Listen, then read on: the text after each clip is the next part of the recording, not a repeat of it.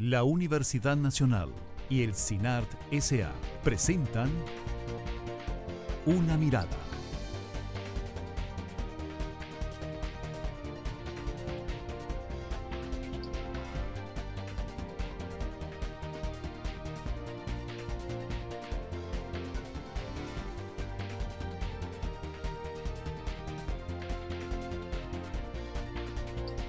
Una Mirada. Hoy. Sí, juro.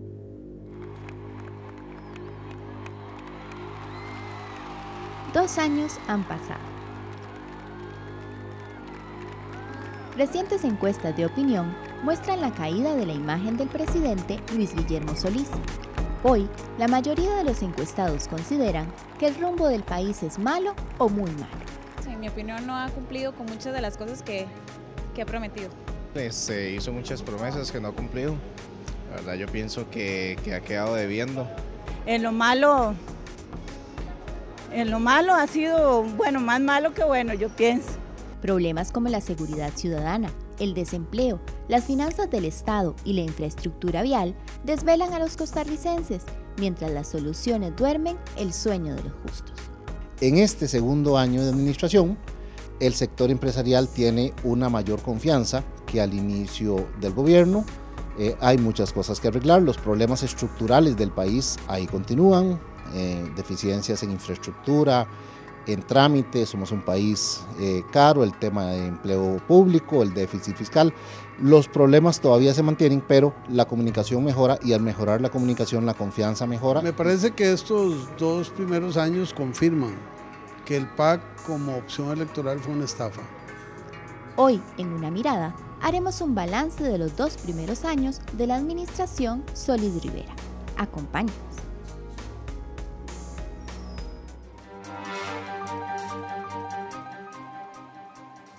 Hola, ¿qué tal? Bienvenidos a una edición más de Una Mirada, el programa de la Universidad Nacional y del CINART S.A.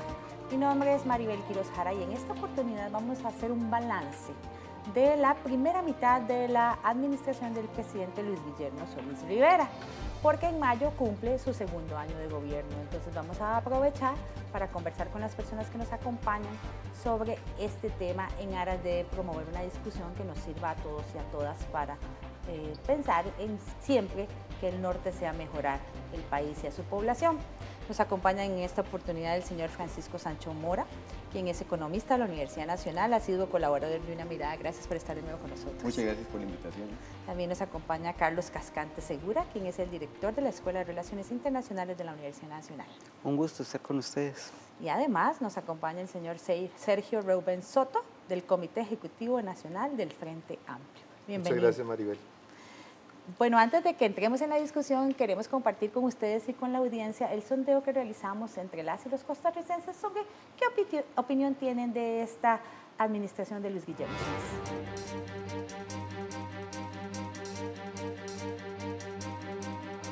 Siento que ha sido muy suave en muchos temas, que no se ha planteado y que al menos, en mi opinión, no ha cumplido con muchas de las cosas que ha prometido. La verdad, sobre el gobierno de él, hizo muchas promesas que no ha cumplido. La verdad, yo pienso que ha quedado debiendo con muchas proposiciones que hizo y al fin y al cabo pienso que es un gobierno más, igual que todos los años anteriores. Yo pienso que ha tenido de las dos cosas, aciertos y desaciertos, porque en algunas cosas vemos que sigue mal, seguimos mal. Digamos, en la seguridad siempre hay mucha violencia y digamos en lo malo ha sido, bueno, más malo que bueno, yo pienso. Bastante irregular. No, para mí sí ha sido bueno. Sí, yo estoy contenta con él. Él ha sido bueno. Lo que nos hace falta es un aumentito grandecito, como una vez que lo hizo Carazo, que nos hizo un buen aumento. Es decir, lo que aumentan son miserias. Entonces, y toda la canasta básica va por arriba. Ellos no se dan cuenta de que la gente pobre tiene que comer también. ¿Sí? Ellos se sirven en la taza grande y nosotros dan en la taza pequeñita. fueron algunas de las opiniones que consultamos en el sondeo realizado.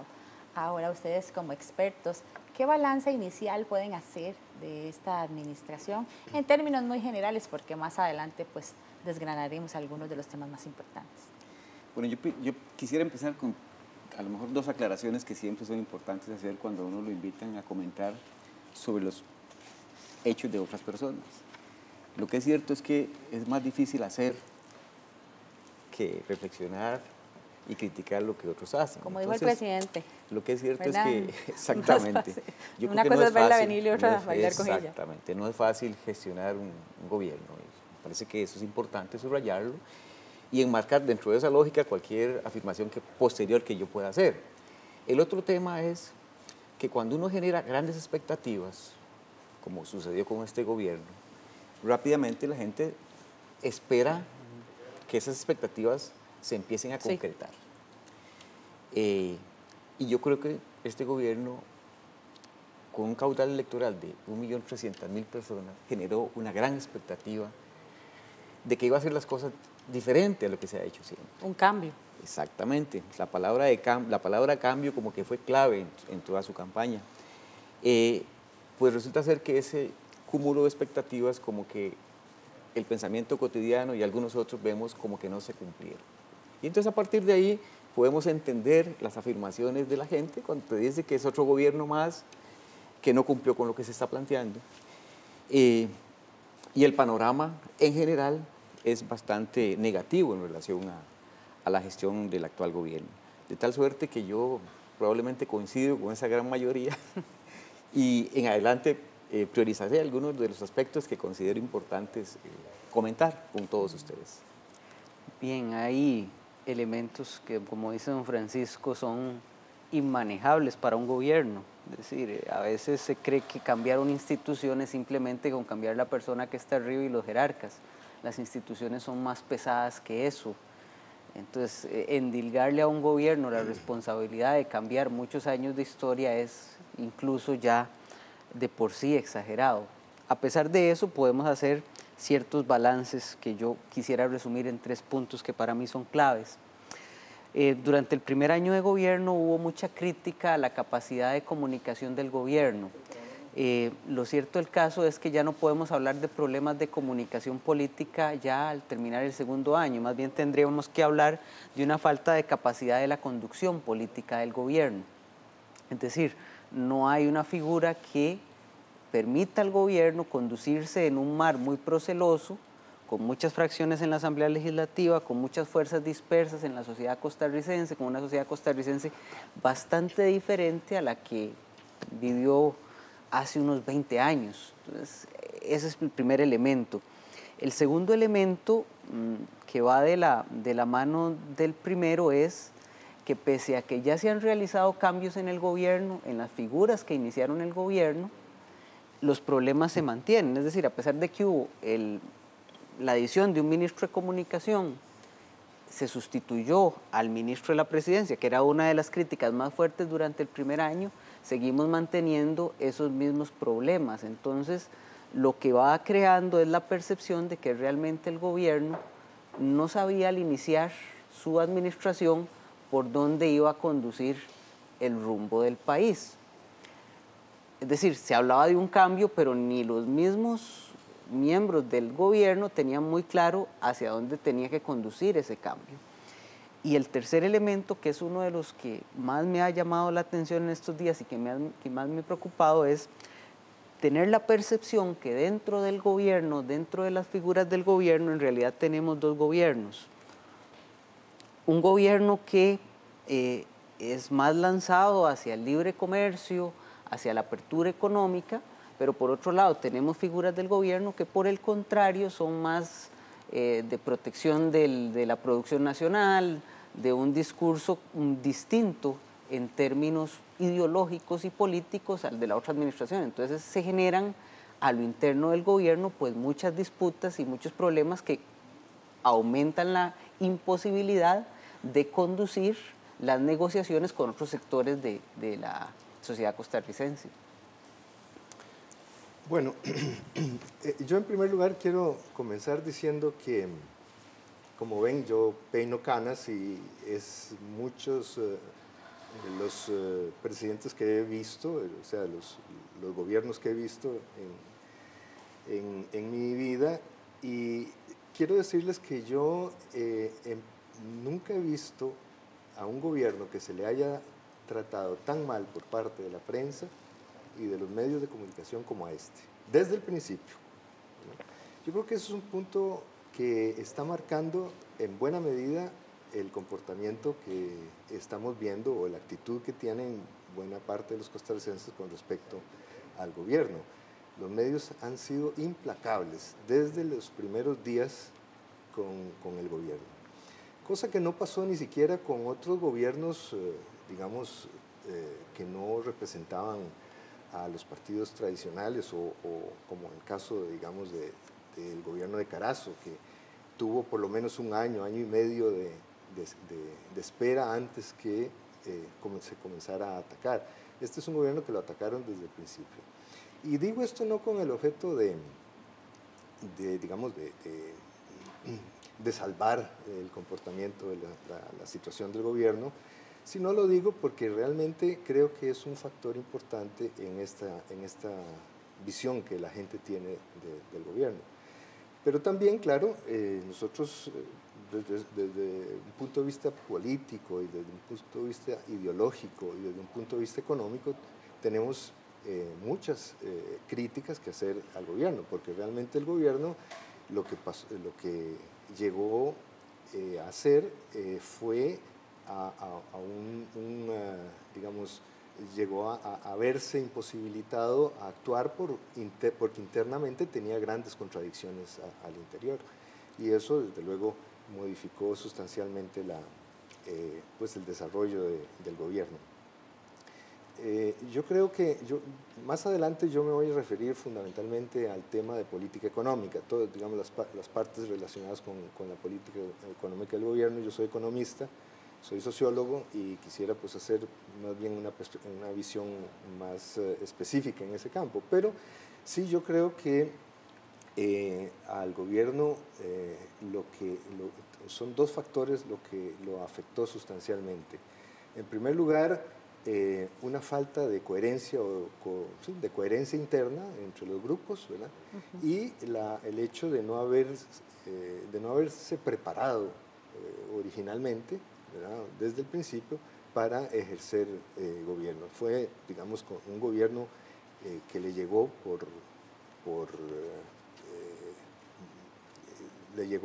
por añadidura, por decir así, no tenía capacidad, no tenía un equipo como él dijo que tenía, y cuando se encontró de frente en la presidencia, pues tuvo serios errores al desarrollo.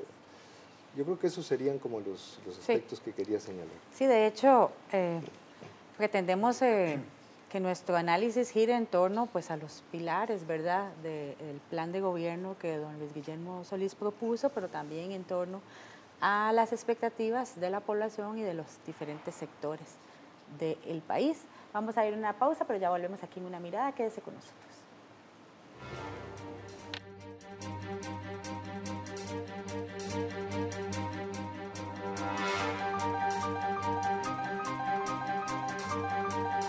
La Escuela de Música anuncia la apertura de la primera promoción de la Maestría en Música, con énfasis en piano, para adquirir un mayor dominio técnico y madurez interpretativa en la ejecución de este instrumento.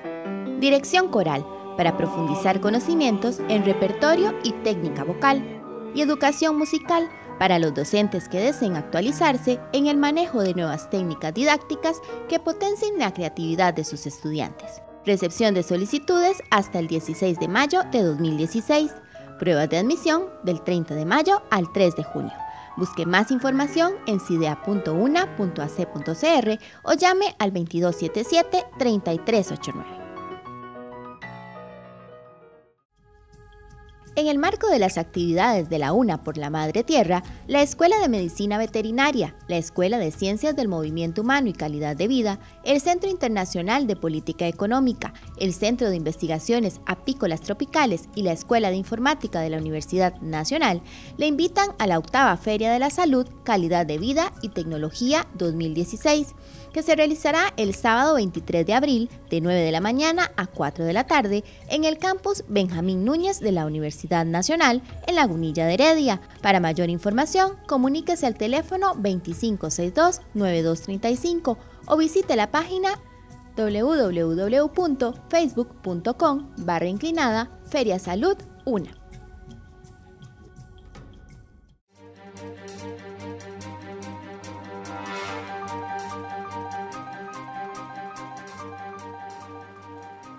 Continúa usted con Una Mirada, el programa de la Universidad Nacional y el CINART S.A. Hoy con un balance de la segunda mitad del gobierno de Luis Guillermo Solís, quien en mayo cumplirá su segundo año de gobierno. Consultamos una encuesta del Centro de Investigación y Estudios Políticos, CIEP, de la Universidad de Costa Rica, la más reciente, la cual indicó que la población le da al presidente una calificación del 5.3% a agosto, que es una de las más bajas que él ha tenido desde que inició su carrera electoral y una de las más bajas que han tenido muchos presidentes, y en las que hay 3 puntos que destacan que la gente considera que son los más importantes o en los que se les ha quedado debiendo. El rumbo del país consideran que es malo o muy malo en un 60.1%. El índice de desempleo preocupa al 29.4% y también se menciona en términos generales que la gente percibe que hay un desgaste de la imagen del presidente. Definitivamente también hay que incluir en estos puntos el tema económico, ¿verdad? A la hora de que la gente habla que el país no tiene rumbo, el tema económico también es importante. ¿Consideran ustedes que en efecto podría decirse que el país no tiene rumbo ahora o desde hace mucho tiempo? Sin ser irrespetuoso, desde el principio era difícil encontrar el rumbo. Por supuesto que hay problemas estructurales. Desde hace mucho tiempo. Sí, hay problemas estructurales que difícilmente yo puedo resolver en el corto plazo. Además, yo siempre digo que el largo plazo no existe si yo no resuelvo el corto plazo. Exactamente. Pero lo que es cierto es que el corto plazo tiene que ver con generar empleo a esos 200.000 que están desempleados, ¿verdad? Es generar un presupuesto que te permita cierta flexibilidad en el manejo de los recursos públicos. Entonces son cosas como de muy corto plazo que yo tengo que atender, independientemente de que tenga una visión de largo plazo. El tema aquí es que se conjugaron para mí las dos cosas. Era difícil encontrarle una lógica de largo plazo, un rumbo, pero además tenías problemas inmediatos que tenías que resolver. Entonces a partir de ahí se da una combinación que es muy complicada, que además, como planteábamos extra cámaras, tenés que enfrentarlo con equipos de trabajo realmente formados y pareciera ser que el gobierno no necesariamente se reunió de la mejor gente, y eso es una valoración muy personal. Se dio una discusión sobre un ministro de la presidencia que llevó demasiado tiempo y generó demasiado desgaste. De tal suerte que entonces hubo una serie de elementos que, más que claridad, mostraron muchas zonas grises en el panorama. Entonces, a partir de ahí, si empezamos a conjugar todo eso, nos encontramos con una situación en la cual no solo no hay rumbo, sino que tampoco hay respuesta a los problemas inmediatos. Eso sin meterme en lo fiscal todavía, ¿verdad? Sí. La académica Roxana Morales de la Universidad Nacional compartió con nosotros su opinión. Para ella, el gobierno enfrenta una economía difícil y urge la reforma fiscal, coincidentemente con lo que nos acaba de decir.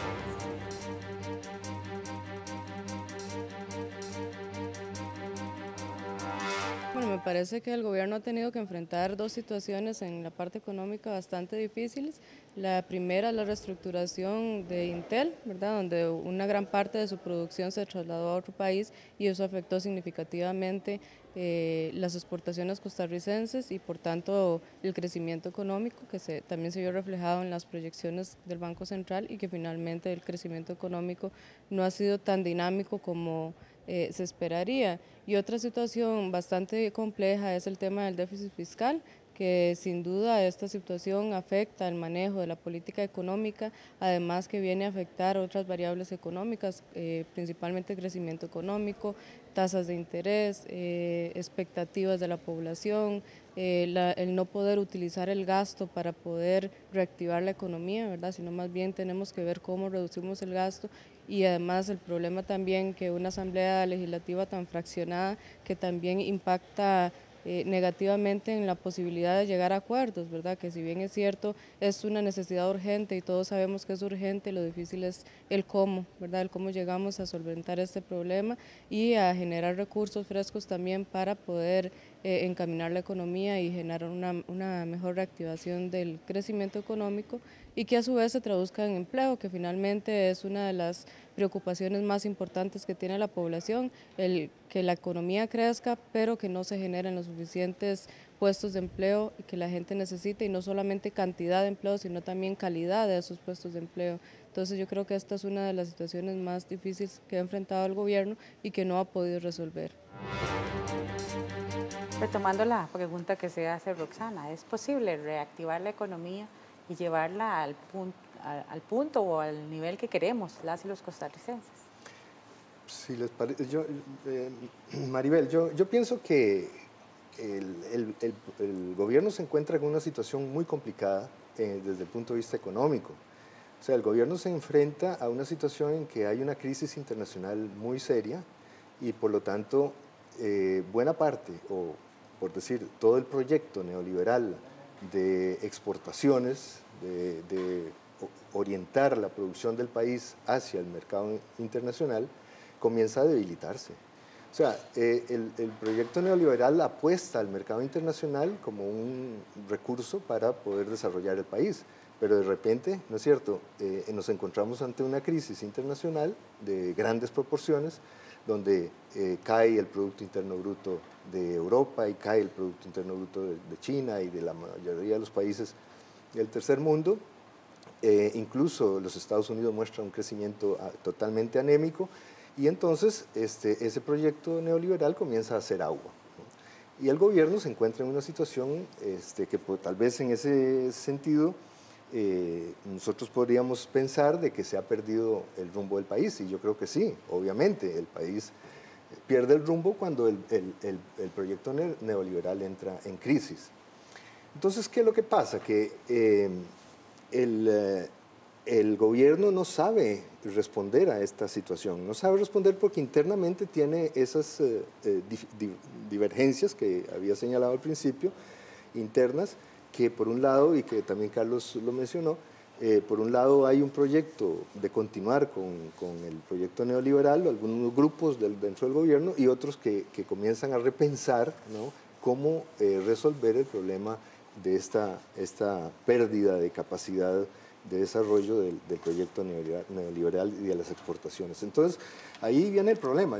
Yo creo que desde nuestro punto de vista, no se hizo, tal vez podemos más adelante avanzar en ese sentido, no se tomaron las medidas que sí se debieron de haber tomado para haber reactivado la economía nacional, ¿no?, desde el punto de vista del desarrollo de la economía nacional. ¿Cuáles son esas medidas que deberían haberse tomado, por lo menos las más importantes? Sin duda, el impulso a la pequeña y mediana empresa, pero de una manera decidida y directa, ¿no? Pequeña y mediana empresa, que está generalmente más orientada hacia el consumo interno. El desarrollo del sector cooperativo, una reforma a la ley del sector cooperativo para fortalecer este sector y de permitir la ampliación de este sistema cooperativo, especialmente en el área productiva, ¿no?, porque hay muchas cooperativas de servicios, pero en el área productiva hay muy pocas, y yo creo que es importante fortalecer. Pero hay otras muchas medidas que luego podemos ir avanzando en esa dirección.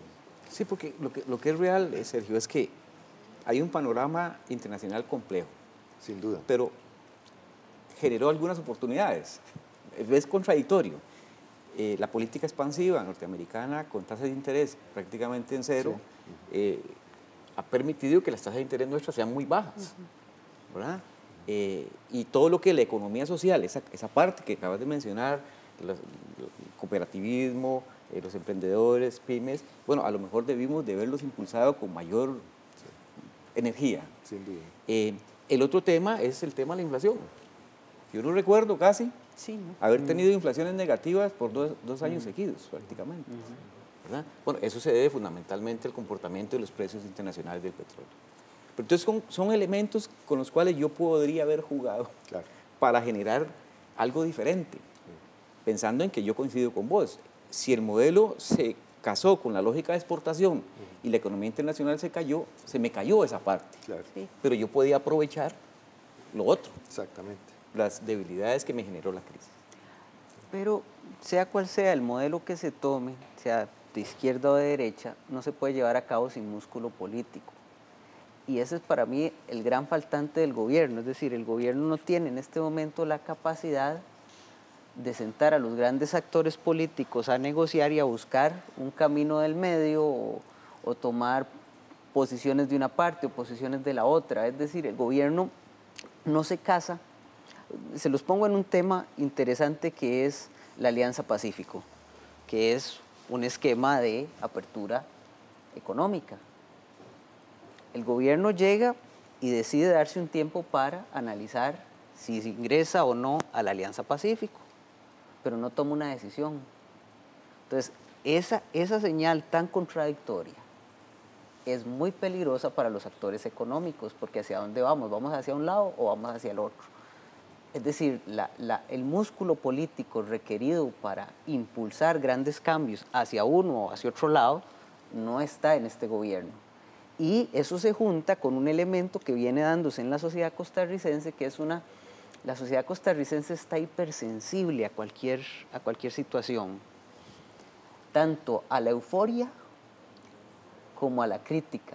Y eso lo vimos con este gobierno. De un momento a otro la sociedad explota en un júbilo exacerbado de que va a cambiar las cosas, pero reclama casi al mes al gobierno su incapacidad de haber hecho los cambios en un mes. Es decir, estamos en un fenómeno de cambio social en la cual los costarricenses hemos llegado a avances en nuestro sistema social que nos hacen muy exigentes en lo político, en lo político y en lo económico.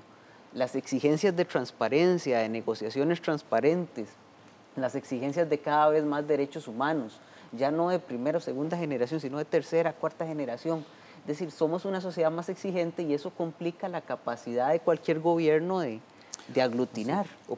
O los políticos se ofrecieron mucho y no te cumplieron, porque lo que es cierto es que la gente se exacerba cuando tiene que gastar 1 hora y media de su tiempo en las presas. ¿Y tiene razón o no tiene razón? O esperar una cita por 5 años. Mientras que los panameños, es muy feo las comparaciones, están con su metro extendiéndolo no sé cuántos kilómetros más. Nosotros no hemos podido llegar al ferrocarril a La Alajuela. Exactamente. Claro. ¿Entendés? Entonces, y prometiste en campaña, ahí está grabado. Todas las formas alternativas de cómo se Pero ojo, no es nada diferente de lo que hayan prometido otros gobiernos en el pasado. Es decir... pero la gente se lo creyó en esta ocasión, yo creo, Carlos. Es que por primera vez lo creí. Se lo creyó. Pero yo creo que la gente siempre se lo cree, si no iría a votar nadie. Es decir, siempre hay un nivel de abstención, pero la gente siempre va a votar porque tiene la esperanza de que vota y eso produce un cambio. Lo que pasa es que la capacidad, ya no de este gobierno, creo yo que cualquier gobierno que hubiera llegado hubiera chocado contra una maraña institucional que burocratiza todos los procesos y que no encuentra soluciones, y que dentro de esa misma maraña usted le suma un sistema político complejísimo.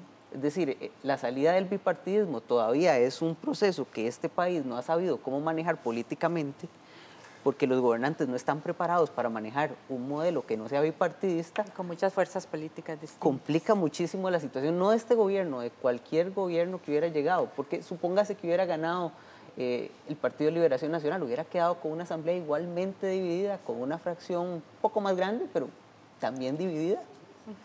En fin, no era fácil para cualquier gobierno. Y precisamente sobre esa diversidad de fuerzas políticas que tenemos en el país en este momento, Una Mirada conversó con diversos representantes del Partido Liberación Nacional, quienes hicieron su balance sobre cómo está el gobierno de los liberacionistas.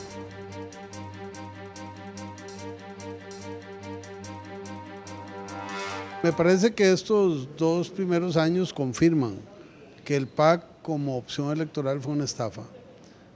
No apareció en la realidad la propuesta programática, no ha habido liderazgo, el conjunto de integrantes del gobierno son gente preparada, honesta, pero carente de experticia en el manejo del gobierno, y además le dijeron a todo Costa Rica que había un maravilloso código de ética que desapareció, no existía, era una ficción.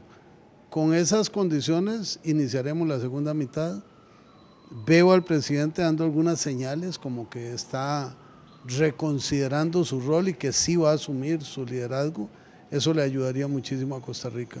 Mientras tanto, el desencanto está en todas las encuestas, está en las redes sociales, y en quienes tenemos el trabajo encargado por la ciudadanía de ser oposición, cada día más aflora la angustia, porque es muy fácil oponerse por oponerse.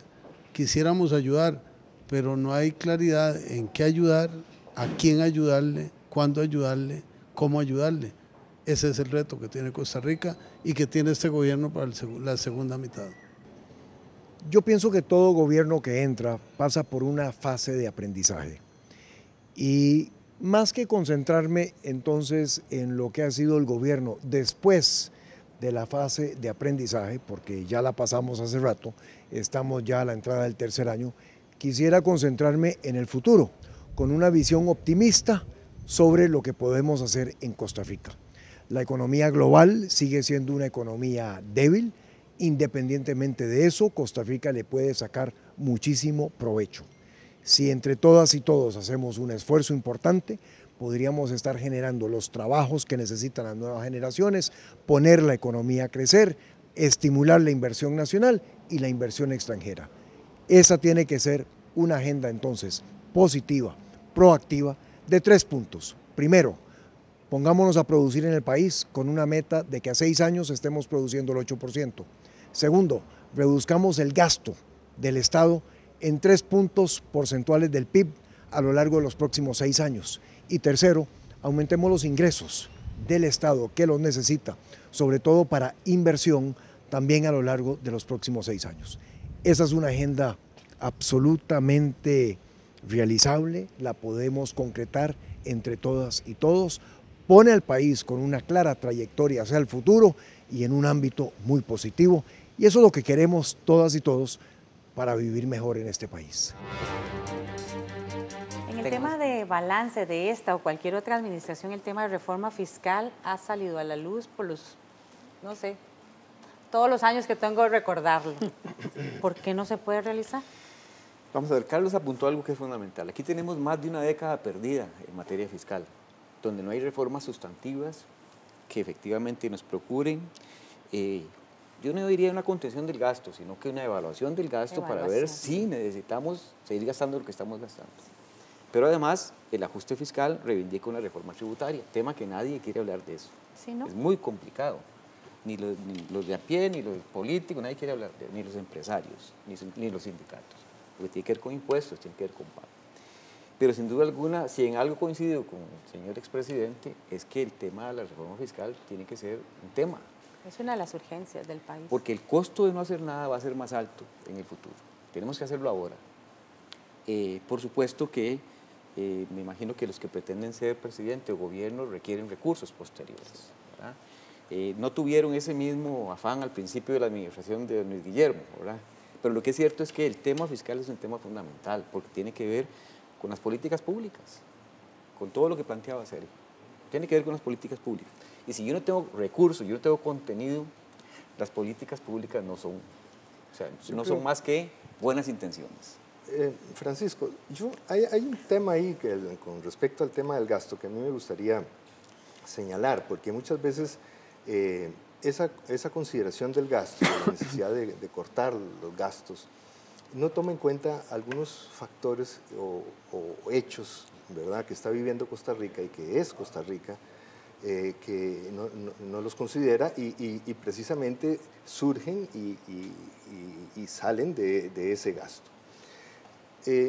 ustedes pueden ver en cualquier parte, recientemente se ha conversado, incluso internacionalmente se señala con mucha frecuencia, Costa Rica se encuentra entre los primeros lugares en producción de energía limpia, ¿no? Sino en el segundo, tercer lugar mundial, ¿no? Costa Rica se encuentra entre los primeros países de América Latina en derechos humanos, ¿no? En respeto a los derechos humanos. Costa Rica se encuentra entre los mejores países de ofrecer una seguridad social en América Latina, ¿no? Una seguridad social de relativamente mala calidad, pero en todo caso de cobertura, digamos, del 90%, 95% de la población. Costa Rica, en fin, hay una serie de indicadores, ¿no? En derechos humanos, en calidad de la vida, en respeto de los ¿cómo se llama?, de los recursos naturales, que nos ubican dentro de los primeros países del mundo. ¿Y de dónde ha salido esa capacidad del país para ubicarse en esos países, en esos niveles, ¿no? De una institucionalidad creciente, compleja, como decía Carlos, cada vez más compleja efectivamente, pero que requiere un gasto público, ¿no? Que requiere un gasto. Y muchas veces ese tipo de cosas nosotros no lo consideramos, no se ve. ¿Por qué? Porque sencillamente se piensa que el Estado funciona como una empresa, sí, o que funciona como una familia, ¿no? Una casa. En realidad el Estado es mucho más complejo que una empresa, ¿no? Y los gastos no se pueden medir por la tasa de inversión, ¿verdad? O por la tasa de retorno de la inversión, porque son inversiones que vienen a modificar toda la estructura social y económica y política del país. Entonces, muchas veces, hay una tendencia muy notable en esa dirección.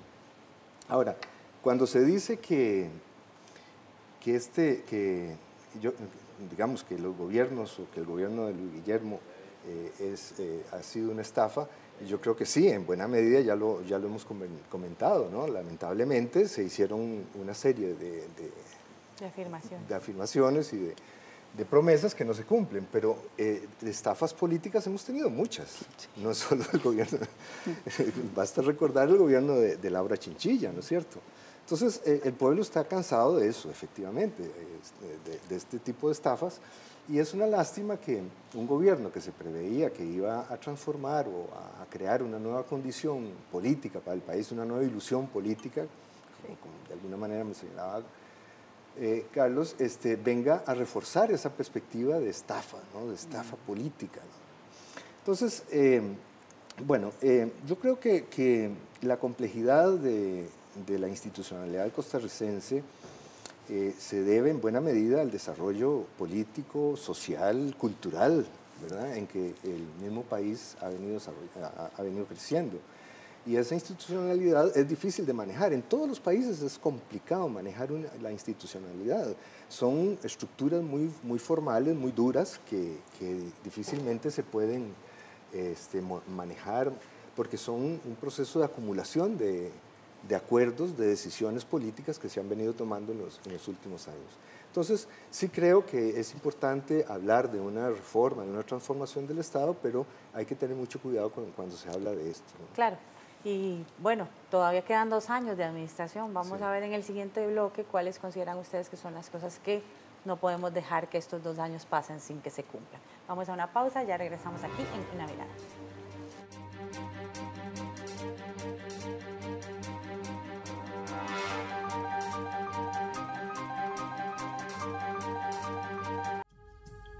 En el marco de las actividades de la UNA por la Madre Tierra, la Escuela de Medicina Veterinaria, la Escuela de Ciencias del Movimiento Humano y Calidad de Vida, el Centro Internacional de Política Económica, el Centro de Investigaciones Apícolas Tropicales y la Escuela de Informática de la Universidad Nacional le invitan a la 8ª Feria de la Salud, Calidad de Vida y Tecnología 2016, que se realizará el sábado 23 de abril de 9 de la mañana a 4 de la tarde en el campus Benjamín Núñez de la Universidad Nacional en Lagunilla de Heredia. Para mayor información, comuníquese al teléfono 2562-9235 o visite la página www.facebook.com/Feria Salud UNA. La Escuela de Música anuncia la apertura de la primera promoción de la Maestría en Música, con énfasis en piano, para adquirir un mayor dominio técnico y madurez interpretativa en la ejecución de este instrumento. Dirección coral, para profundizar conocimientos en repertorio y técnica vocal. Y educación musical, para los docentes que deseen actualizarse en el manejo de nuevas técnicas didácticas que potencien la creatividad de sus estudiantes. Recepción de solicitudes hasta el 16 de mayo de 2016. Pruebas de admisión del 30 de mayo al 3 de junio. Busque más información en cidea.una.ac.cr o llame al 2277-3389.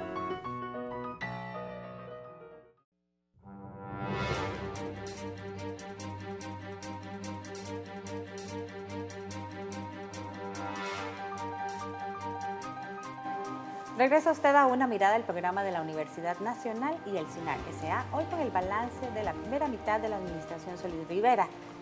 Ya hemos analizado un poco lo que ha pasado en estos 2 años. Quedan 2 años más, son 2 años importantes. Tal vez la gente le va a prestar más atención a la rendición de cuentas en el último año, pero o sea, 2 años son 24 meses. ¿Hay oportunidad o no de hacer cosas que sean realmente urgentes para el país? Yo diría que lo que se ha comenzado se puede terminar. No es un momento como para iniciar nuevos proyectos grandes, aunque la sensación que creo que la población siente es que el país sigue teniendo ciertos logros en áreas importantes por la enorme institucionalidad que tiene el país, por la capacidad del sector privado en algunos casos, pero la gran falta creo que es la promesa de grandes decisiones, la promesa de grandes transformaciones que logren aglutinar esas ventajas y mantenerlas en un futuro. Es decir, la sensación es como que que el país tiene una enorme riqueza que ha ido gastando y gastando sin que haya medidas que renueven el sistema político, el sistema económico y que permitan que esa riqueza, que sigamos acumulando riqueza y no solo gastándola. En lo particular a mí me da temor lo siguiente en torno a los próximos 2 años. Tenemos una figura presidencial cuyo capital político está muy gastado, está muy hipotecado. Es decir, es un liderazgo débil y es muy difícil recuperar el liderazgo cuando se pierde. Número 2, en el Partido Liberación Nacional empiezan los rumores y los tambores de guerra política, de apertura electoral.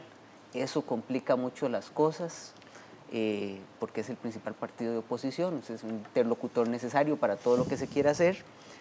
Y número 3, en menos de medio año vamos a estar ya con un panorama electoral abierto.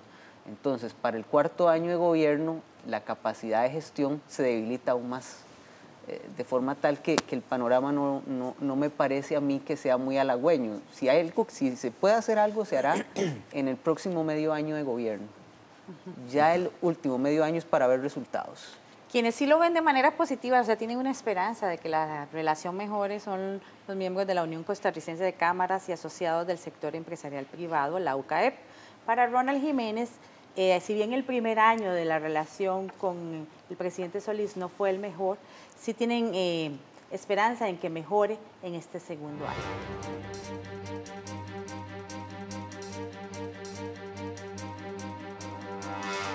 Bueno, el gobierno del presidente Luis Guillermo Solís, nosotros claramente lo dividimos en 2 etapas, estos primeros 2 años a su vez en 2 etapas.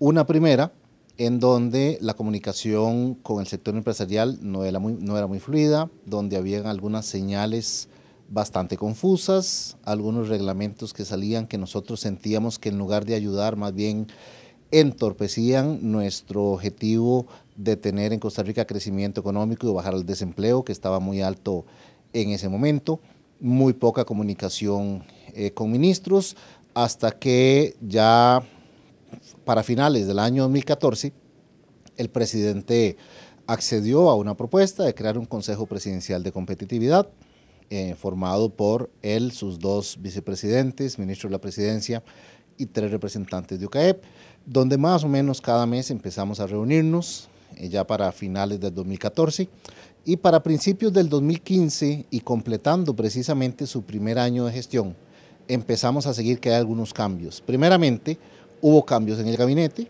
como todos recordaremos, que nos parecieron positivos en ese momento y eran parte precisamente algunos de ellos de las señales confusas. Posteriormente la comunicación era mejor, teníamos un foro donde podíamos llegar con temas específicos donde el señor presidente y a partir de ahí empezar a llamar ministros y empezar a hablar del tema de energía con el MINAE, del tema de trámites en el MEIC, del tema de empleo en el Ministerio, obviamente, de Trabajo. Y así hemos venido muy lentamente desarrollando una mejor confianza. Entonces yo traduciría que en este segundo año de administración, el sector empresarial tiene una mayor confianza que al inicio del gobierno. Hay muchas cosas que arreglar, los problemas estructurales del país ahí continúan, deficiencias en infraestructura, en trámite, somos un país caro, el tema de empleo público, el déficit fiscal, los problemas todavía se mantienen, pero la comunicación mejora y al mejorar la comunicación la confianza mejora y si hay confianza hay inversión y por eso creo que eso logró frenar, no lo hemos mejorado, pero por lo menos frenar la tendencia del crecimiento del desempleo. Bueno, todavía hay esperanza realmente en que las cosas puedan caminar bien. Yo creo que mientras haya vida hay tiempo, en general, ¿verdad? Ya cuando no hay vida ya hay problemas. Lo que sí es que hay que priorizar, porque nos quedan 2 años, pero el último año es un año electoral que podría adelantarse dramáticamente. Dramáticamente porque se complica más el escenario político. Sin embargo, el señor presidente tiene la posibilidad que en la priorización el tema fiscal sea el número 1. Yo sigo insistiendo en que es el fundamental. Puede pasar a la historia como el gran reformador fiscal y todavía tiene tiempo. A veces uno pasa a la historia no como el mejor presidente, sino que como la persona que hizo las reformas fiscales más importantes. Hay un paquete de proyectos en la Asamblea Legislativa importantísimos, pero están en la Asamblea Legislativa. Y no hay hasta el momento el músculo suficiente como para echarlos a caminar. Y yo creo que le corresponde al presidente, más allá del ministro de Hacienda. Él es el que tiene que comprarse esta lucha o esta pelea. De tal suerte que tiempo hay. Hay problemas estructurales que hay que resolver, que se pueden postergar de repente, pero sí mostrar que hay una luz en el camino que nos permita volvernos a enamorar. Porque lo que pasó ahora fue como cuando uno se resfría, la recaída es peor que el resfrío. Entonces estábamos resfriados con el partido anterior. Este nos enamora y el desencanto fue más grande. Pero todavía hay tiempo. Bueno, sí, no, de hecho yo creo que hay una oportunidad política, una ventana que se está cerrando, pero hay una ventana que el gobierno puede aprovechar y que el presidente Solís debe aprovechar. Es una ventana que se puede cerrar tal vez a mediados de año. Hay una oportunidad de unos 4 o 5 meses de condiciones políticas que pueden favorecer poder llevar a cabo una reforma fiscal, que creo que sería un punto importante, central para que este gobierno deje un legado en ese sentido, ¿verdad? Y yo creo que habrá que ver si don Luis Guillermo y el gobierno se atreven a dar un paso realmente hacia donde la gente le está pidiendo que dé, que es hacia un favorecimiento de medidas que reduzcan la desigualdad social en el país, que favorezcan el crecimiento de la pequeña, mediana y pequeña empresa, que impulsen el crecimiento del desempleo y el desarrollo de la economía nacional, de la economía costarricense propiamente, ¿no? Creo que ante un panorama como el que pintaba yo, y creo que el mismo Figueres lo reconocía, una debilidad de la economía internacional, pues tenemos que volver un poco los ojos hacia el desarrollo de nuestra economía, de nuestros productores, de nuestros productos.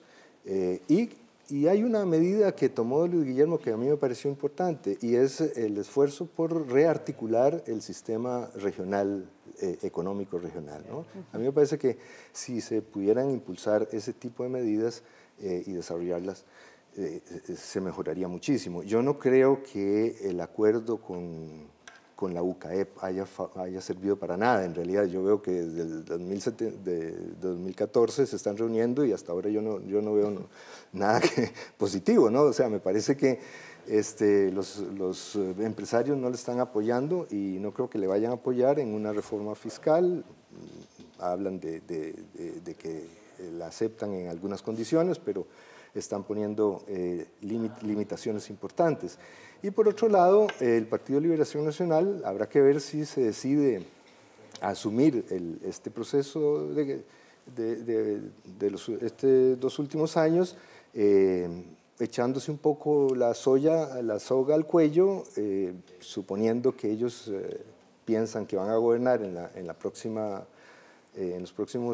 a partir del 2018, y creando un caos institucional o un caos fiscal, ¿no? Entonces habrá que ver cuál va a ser la decisión del Partido de Liberación Nacional y de los futuros candidatos. Bueno, pues esperamos de verdad que aprovechen estos 2 años para tratar pues de cumplir las expectativas de la población costarricense. Al final, todas y todos lo que queremos es una Costa Rica que esté mejor y sin diferencias de ningún tipo. Les agradezco mucho su participación. Vamos a dejarlos con las declaraciones del Ministerio de la Presidencia sobre este tema. Quédese con Una Mirada y acompáñenos la próxima semana con más. Hasta pronto.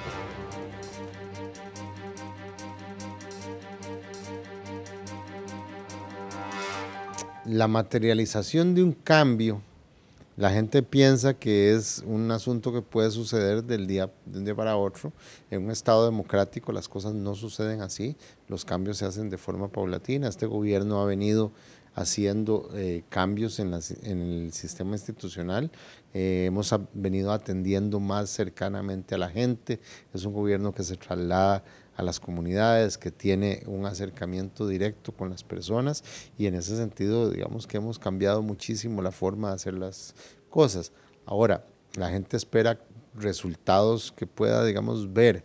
Pues ya hay algunos. Por ejemplo, la situación económica es buena en el sentido de que hay el mejor crecimiento económico de los últimos 4 o 5 años. Tenemos también una inflación prácticamente cero, ¿verdad?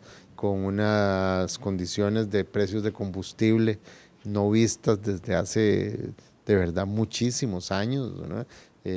Con rebajas constantes en el precio de los combustibles, y esto pronto tendrá que verse reflejado en tarifas, reflejado en costos de producción y por lo tanto en precios al consumidor. Y si aparte de eso vemos que también el desempleo ha venido bajando, o sea, cada vez hay más gente empleada por el crecimiento económico, y las perspectivas de crecimiento económico son este año más buenas que las del año anterior, podemos augurar una mayor reducción del desempleo.